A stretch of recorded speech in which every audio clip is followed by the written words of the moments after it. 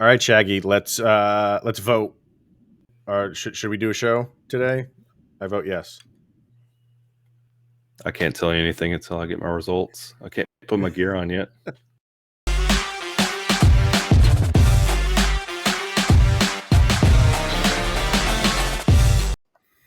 What's going on, Avalanche fans? Welcome to the Locked On Avalanche podcast, part of the Locked On Podcast Network, your team every day. I'm your host, Chris Maselli, and he got a second test back. He is negative, so he is joining me today. He is Shaggy Von Doom, Mr. Kyle Sullivan. Get the uniform on. Hurry up. Get the uniform on. Get out there. Yeah, lots to talk about with this one. But before we get to all of that, thank you for making this your first listen of the day. Obviously, it's always appreciated. Follow the show on social media outlets, LOPN_Avalanche on Twitter, Locked On Avalanche on Instagram. Questions, comments, concerns, opinions, go to lockedonavalanche@gmail.com and follow the show and subscribe to the show's YouTube channel over on YouTube. Avalanche, their 5-game losing streak comes to an end. They surrender 5 to the Nashville Predators. There's a lot to talk about here. We're going to talk about the game itself, but I think we have to talk about everything that went down before the game started. And at first we thought it was just Nashville getting hit with the COVID bug. And they had 6. I think we even talked about this yesterday. We knew yesterday. Yeah. They had 6 players and 6 staff members just going to the protocol, not necessarily test positive. And then, nothing was canceled. The Avalanche traveled to Nashville. So you felt like, okay, this game is going to go on. Nashville can replace those players. And then it was just like pretty close to puck drop. Within hours of puck drop, we got note that Darcy Kuemper was added to the list. Well, I should back up even before that, because we found out that JT Compher and Andre Burakovski were added. After that, we got the Darcy Kuemper. And then I was watching the game, and Mark Mosier said, by the way, you're not going to notice Cale Makar out here because he was added as well. And then it's like, oh my God. And then going back to the Nashville side, Dan Heinold was supposed to take over as head coach for this game because the Nashville head coach was out. He got added to the list as well. There's so many questions I have, and I don't even know which one to throw out there first. Maybe the obvious. Should this game have been played? I'll make it short and sweet for you, my friend. The answer is no. All right, that is the short answer. Give me the long answer. I honestly had this feeling that we would be running into something like this when it came to the game against the Rangers, when we were waiting on a referee to show up for his test results. And I was like, well, that's odd. I was like, you wouldn't think the NHL would schedule something or have the test come this close to interrupt a game. Fast forward to last night, where you thought the commercial-free third period in the Ranger game was annoying. How about a player-free entire game? It was absolutely ridiculous. Like, that is one of those things that the NHL should take into consideration, that this game should not have been played. And even if you're sitting in the locker room just waiting for positive or negative, that's not a place that the team needs to be. And well, and Peter Baugh just tweeted this out. He said in the post-game press conference that Pavel Francouz found out 90 minutes before puck drop that he was starting, which tells me Darcy Kuemper was around everybody. So is this just the start of it? You probably better believe it. And we'll get into maybe repercussions it has going forward, especially over the weekend. But he finds out 90 minutes before. Cale Makar, I don't know the exact time frame when they found out when they pulled Cale Makar. He made the trip, so he's around those guys. The NHL has stated that they're going to be releasing new COVID measures and protocols that they're going to implement early January. I have this suspicion that when we hear those, we're going to retroactively say if those procedures had been in place during this game would have never been played. But for some reason, it was right now. There is a rumor going around. Well, it wasn't a rumor; it was reported, and Elliot Friedman reported it, who's Yeah, top of the that's line. yeah. That the Avalanche had a team vote. They were given the opportunity by the league to not play this game, and he reported, and Peter Baugh backed it up, saying that yes, there was a team vote, and they voted to play. After the game was over, Peter Baugh came out and said that Mikko Rantanen, in his post-game press conference, said that's not true. But the wording of it is weird. I Yeah. kind of feel like Mikko Rantanen is like kind of saying, he's kind of in a roundabout way saying, we were going to play this game. We're not coming here to play this game. He says there was no formal vote taken. So I do think the league came to them and said, do you guys want to play this game or not? It's up to you. And I don't think the Avalanche then did like a secret ballot and everybody wrote down their answer on a piece of paper. I think they all just looked at it either and said, yeah, we're here, we're playing. And I think that was the end of it. Yeah. So the reporting is it was this long like voting process, and it was in reality probably like, no, we're playing. I have a feeling it's one of those that when you have a meeting at work and they're like, does anybody have anything else they want to add? And there is something you want to add, but you really don't because you know the Yeah. meeting's going to keep going. And I feel like it's one of those that they're like, hey guys, you really want to play this game? Like, who's the first person to say no or yes? Like, you're Right. going to get 50-50 in the room, and then you're going to have those guys dogging you either way.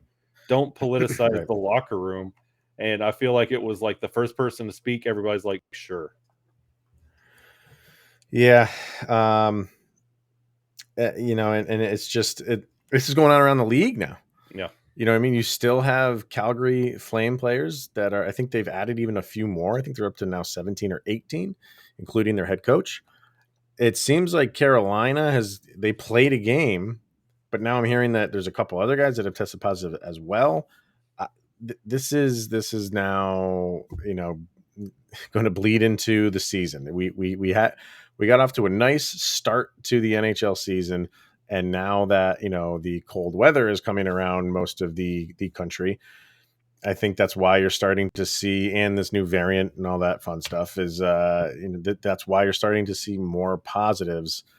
And it's a little surprising the league didn't pull the plug, at least on this one, because it wasn't just one team that was suffering from it. It was both teams going into it, and right up until puck drop, even having Jack Johnson didn't Yep. start the game, but he had one negative test in. He needed a second one. He got the second test, and he came in. I think it was around like halfway through the first period.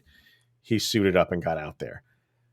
It's kind of just crazy. It's a crazy, and I get it. It's a crazy, season they're having right now, but is it worth it to go play this game? Go ahead. No, you can't tell me this is an official NHL game when the Avalanche suited up 11 forwards, 5 defensemen, and 1 goalie. Like, there's no Darcy Kuemper, so it's Pavel Francouz and who? What happened if Your something? e-bug. Yeah, what do you do if Frankie goes down? What if Your somebody e-bug sustained for sure. another? And like that's for both squads. Like, do you really want a division game in the NHL with 11, 10 forwards, and then say yes, this matters? No, keep the integrity of the game.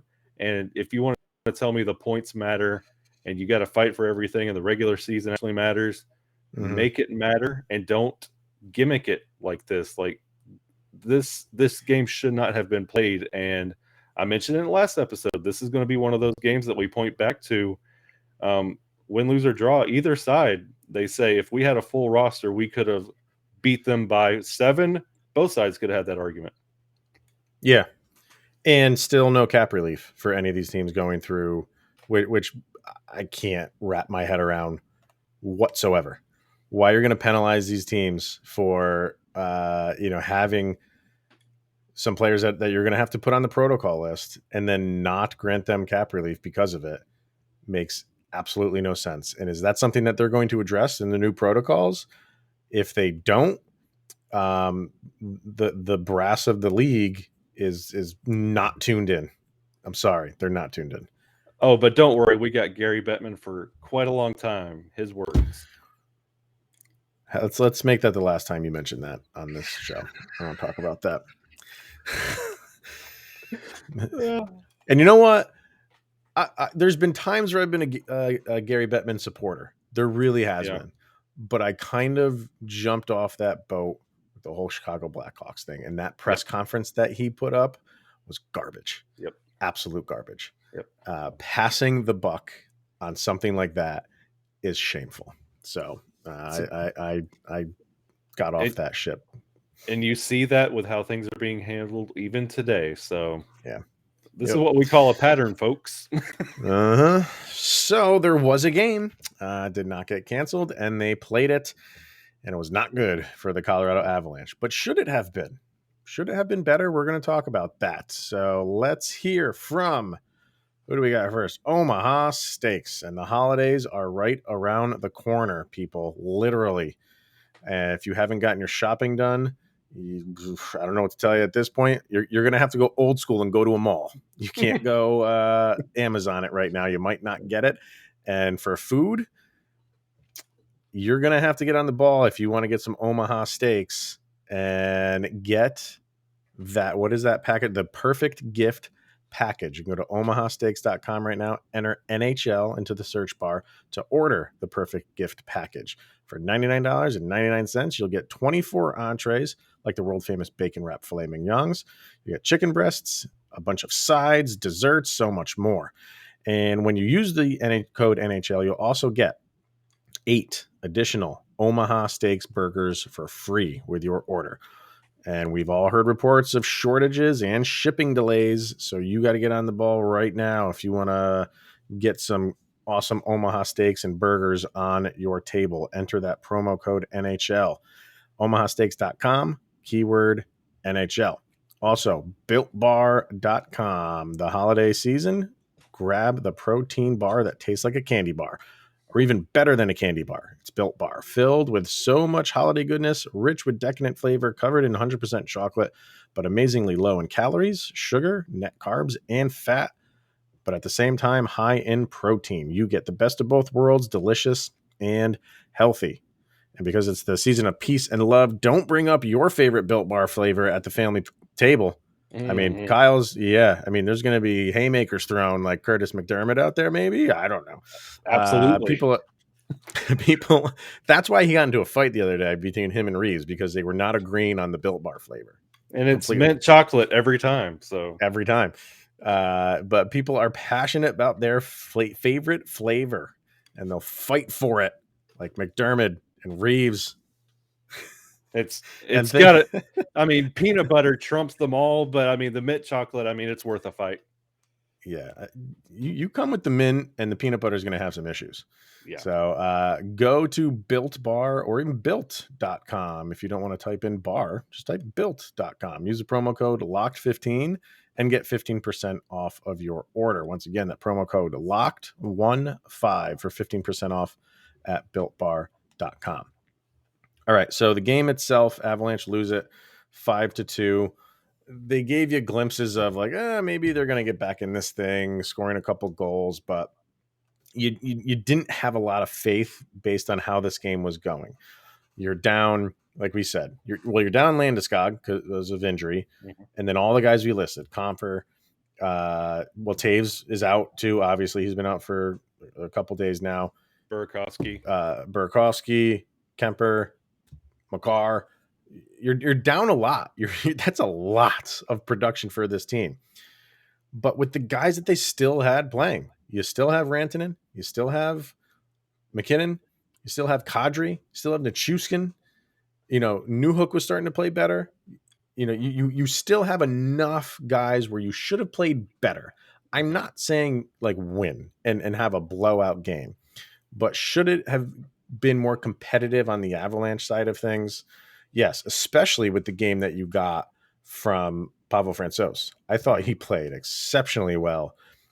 But when you're giving up, when they give up almost 40 shots, let me say 35.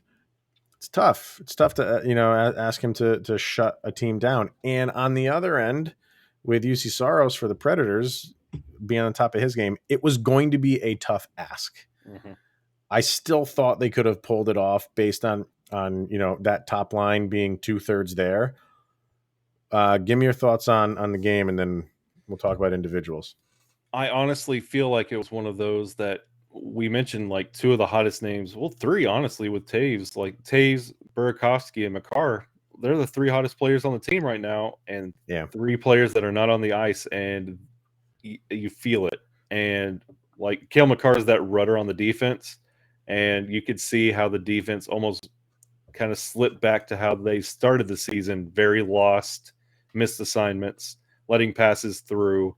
It was one of those that you kind of rolled your eyes like, oh, here we go again. Like the forwards were pushing, they were trying, but you always come under heavy criticism. Like when Mikko Rantanen's on the ice, he's the highest paid player on the team, and you always expect him to step up in these moments. And when they don't, it feels a little bit heavier.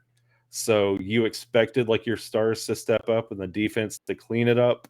And with the way Nashville was playing tonight, with a little chip on their shoulder and Juuse Saros being just playing out of his mind, everything was not in our favor tonight. And 9 times out of 10, could we win this game?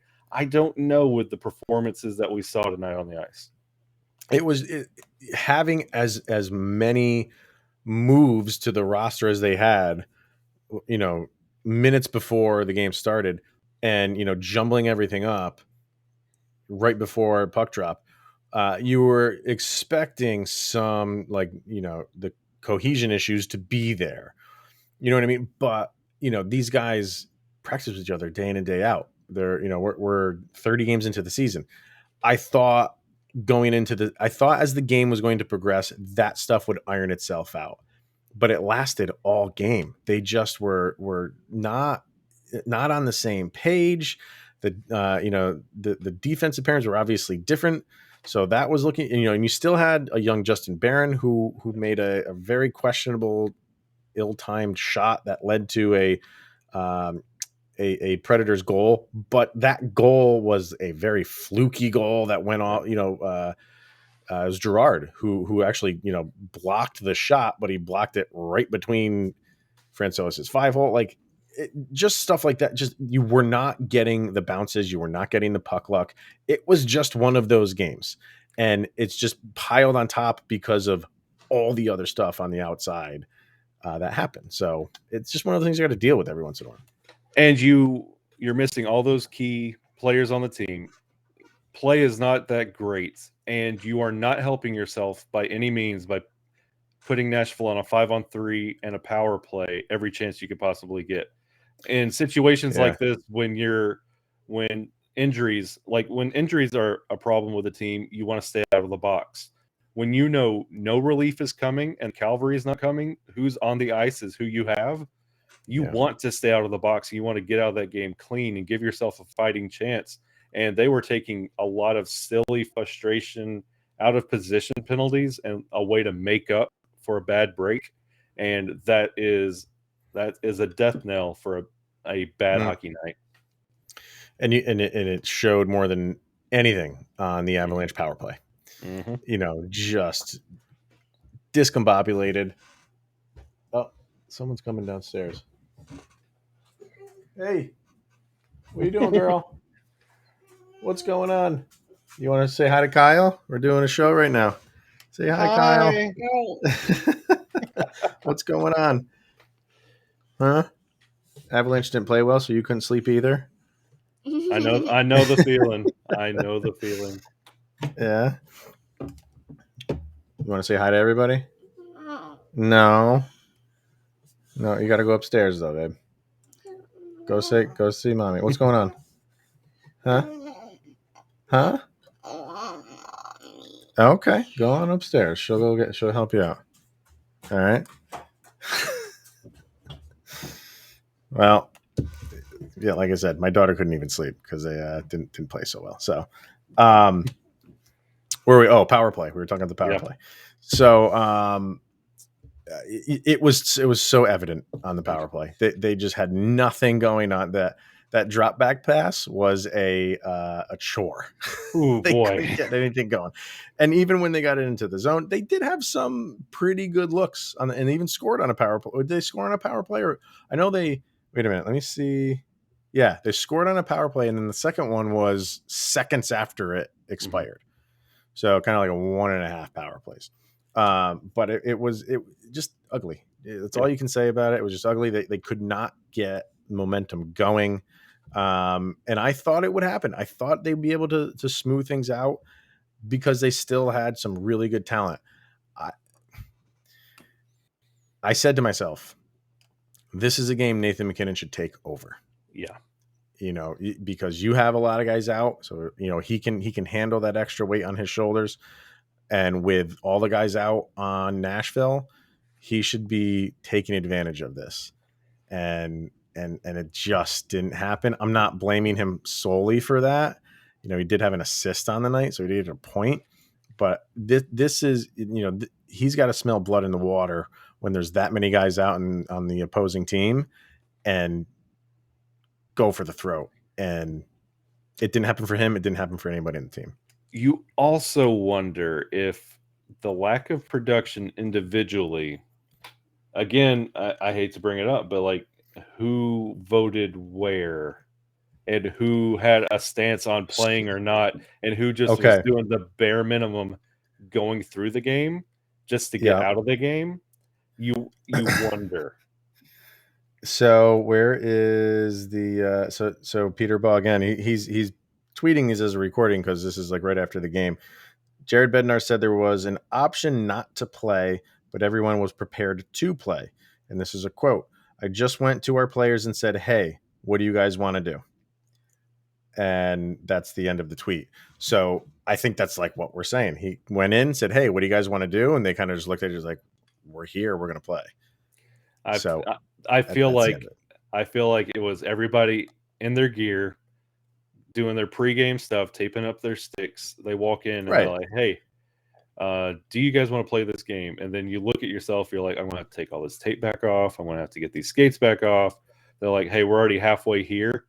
And the guy who didn't chirp in first, I feel like they're just like, we could have not played tonight. I could have rested this knee I haven't told anybody about. Like, and then you get kind of mad and frustrated. And when a team goes up on you like that, you're like, oh, we shouldn't even been playing this game, because what we're saying, they're saying in that locker room too. Like, we shouldn't even be out here. Nashville's having problems. Like, this is ridiculous. They see what's going on in Montreal. There's no fans. Yeah, like, no fans anymore. Yeah. Arenas are taking precautions that the leagues aren't. And you feel like you're a man on an island, and you just get frustrated, and you wonder if Nathan MacKinnon not taking over was just the fact that he didn't even really want to be there in the first place that night. So here's very interesting comments from Adrian Dater of what Jared Bednar said too. So let me get to Bet Online, and then we'll talk about that, of something that Jared Bednar is not happy about, and it makes a lot of sense. But first, Bet Online. It's got you covered all season for more prop bets, odds, and lines than ever before as the football season continues to march towards the playoffs. Bet Online remains your number one spot for all the sports action this season. Head to our new updated desktop or mobile website. Sign up today and receive a 50% welcome bonus on your first deposit. Just use the promo code LOCKEDON to receive your bonus. From basketball, football, the NHL, boxing, UFC, right down to your favorite Vegas casino games. Don't wait to take advantage of all the amazing offers available for the 2021 season. BetOnline is the fastest and easiest way to bet on all of your favorite sports. It's where the game starts. That's betonline.ag. So Adrian Dater posting again, or tweeting, Jared Bednar is not happy with testing so late in the day. And this is a quote from Bednar. We're getting guys pulled out of our room 5:30, 6 o'clock. We were still getting tests back at 6. Final tests were at 4:30. So, yeah, I mean, you're this is what we got. You're testing right up until a couple hours before puck drop, and then those results are getting back to you right before puck drop. Hence, with the Cale Makar situation. As far as I know, I mean, Mm. I didn't hear anything early in the day. Dater did report that he heard Makar was not going to play early in the day, and he didn't say anything because he wasn't sure if it was an injury or COVID related, and he was waiting on that. And he said, "Now I know what it is." But he's the only one that's really said anything like that. But Bednar has a point. Like, I mean, if you're going to test guys right up, until like they're in the locker room, it seems like they're ready to go and they're getting tested. Why not test them during the game? Test them during intermissions. It's no different. Like, if they're there in the arena, there's got to be a cutoff point. And it seems like the cutoff point is before you go do your warm-ups. That was what I was just about to say. Wouldn't it make sense? I mean, I was homeschooled in Alabama, so maybe I'm just a moron here, but wouldn't it make sense? Like, you don't get in the locker room until you get a test. Like, you come in Yeah. your suit, you swab, you sit in the chair. Like, it's what you do. You just sit there, wait for your results, sit there, wait. Okay, you're negative, go in, get ready for the game. And then everybody that comes in, okay, he's playing tonight, he's playing tonight. Oh, he didn't make it. But that Right. way it's not all the way through the day and then, oh, we're still waiting on results. When they say that, it's because they didn't get a good test and they're having to go back and get it all right. Yeah. Like, and then you're Because you're polluting the right. locker room. You're right. Because why, if you're testing guys at 5:30 and 6 o'clock, I mean, how many times a day do they get tested? Do they just get tested once a day? I mean, is it a you get tested once in the morning, once in the afternoon? But you're right. Like, why are they pulling, if they're allowed in that locker room and then you pull them and you test them and they're positive? How do you let the rest of that team go out there? Mm-hmm. You're in a locker room. You're in a confined space. This is not like, and when you see stuff like that, you get worried for what's going to happen this coming weekend and tomorrow. The Avs don't play tomorrow, and I'm going to be, watching these news feeds and these reports like a hawk, because Mm-hmm. I'm not feeling very good that this is just the start of it for the Avs. And I this don't know. was the first instance that the Avs were in this Calgary bubble, like the Nashville, like the COVID protocol thing wasn't really our problem. It's just been injuries to this point. And now we're on this. Who knows what happens between now and the Tampa game? Is Tampa now the new, and they have half their team on COVID protocol? Because this wasn't an issue until the Nashville game. And I think it was Devin Tays first. And you're like, oh, he's on COVID protocol. And then it started rolling and then kept rolling and kept going. Who's to say the next team up is not going to suffer the same? Like, Yeah. I feel like the testing has a lot to do with how it's been spreading with the late testing and the locker room, especially if you go back and watch the bubble, the quest for the cup on ESPN Plus, with how strict and methodical all the testing and how it was staged and what you can and cannot do. And now it's kind of like the Wild West, and it's just make it up as you go, and the testing is very loose, and Mm-hmm. I feel like we take it um, a few steps back where we shouldn't, and I think we're putting ourselves in a bad position. Mm. And I should clarify too, like, just because they're in the protocol does not mean they're positive. True. So they want to, they're pulling them because of, even with Jack Johnson, I think, they need to do another test because it was inconclusive. Mm-hmm. So, they're erring on the side of caution. If you have an inconclusive test, you're not going to play. Okay, so take that for what it's worth. But, I really never even thought about that, because that's stuff that we don't know about. We don't know what time they're testing. So I like the fact that Jared Bednar just said that, because now that kind of gives us a glimpse into like kind of like the back channels of what's going on with testing. And you're like, wow, they're tested. Like, I get the impression that they're all suited up. Hey, Cale, you're up. Go do a test. Okay, I didn't think I was going to have to, but I will, Watch Bednar get fined. because okay. That's just another thing I'm going to be watching tomorrow. Uh-huh. Was he not? What did he let the cat out of the bag there? Was he not supposed to say something like that? The new Because I Rod never heard of. Brindamore. Yeah, yeah, right. Yeah, he'll get fined what $50,000 because he said something he shouldn't have said. Well, guys can lay out guys on the ice and $2,500 for that one. Yeah. Yeah. I don't know. Tomorrow or today, depending on when you're listening to this, obviously on Friday, it's going to be a very, very interesting day for the Avs. And there's no game to be played. So a lot of information getting from there. You're going to be able to get tested, and maybe some of these guys can test out. Maybe Makar you got time to test out. So you're going to have him, JT Compher, you're going to have Burakovski, you're going to have Kuemper. Doesn't seem like because Taves, I believe, did test positive. I believe so. And they said he is out till after Christmas. So we can kind of forget about him for another week plus. But those four guys all have the potential to test out. If they do, this is just one game that we can just forget about. It was ugly. And if they, it's good that the Avs have a day off and this was not a back-to-back. Yeah. Very good. So we'll see. Overall, just forgettable. This whole day was forgettable from all the stuff. And it was all late. I was so looking forward to another Avalanche hockey game. And here we go. And let's keep this winning streak going. And then he's out. And everything just falls apart. It honestly I felt like this in the second period. It felt like a preseason game. Yeah.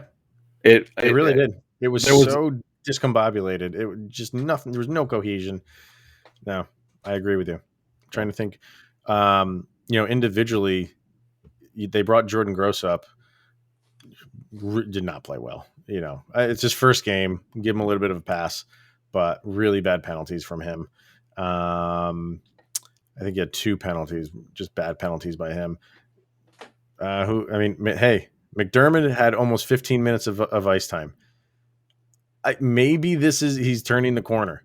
I thought he played it. I feel like this is kind of what I want to see from him. He's not going to win you any games. We know that. But he took some shots again. He's mixing it up. I thought about you when he would skate into the shot or take a shot. I'm like, oh no, he's making a turn, and Chris is going to have to start saying something about McDermott. He's doing all right. So, who do you think led the game or the Avalanche in ice time? Sam Girard. Sammy G, 31 and almost 32 minutes of ice time. And that's not even looking at a stat. That's just looking at the game. I feel like his name was called 55 times. He was always out there. Nichushkin almost had 26 minutes of ice time. Makar. Yeah, I wish Makar had 26 minutes. McKinnon, 26. A lot of ice time going around. That is going to happen when you're down, guys. And late in the day, you can't replace them. Yep. So, all right, bad day all around to end the day anyway. Let's forget about it. And hopefully we have as much of a full team minus Devon Toews as possible going into the Lightning because, that's a good team. You want to see what you can do against them as well. All right, my man. I think that's going to wrap it up for today. So, let us know what you guys think. Can we just forget about this, or is there anything that stood out to you, even on the ice, that you didn't like, even though they were down as many guys as they were? Let us know. Thank you for making this your first listen of the day. Always appreciated. Go check out Locked On NHL to make that your second listen of the day. Get caught up on everything going on around the league, including this COVID stuff that seems to be rearing its ugly head yet again. He is Shaggy Von Doom, Kyle Sullivan. I am Chris Maselli, and this is the Locked On Avalanche podcast. Thanks for tuning in today and all week, everybody. We'll see you guys on Monday.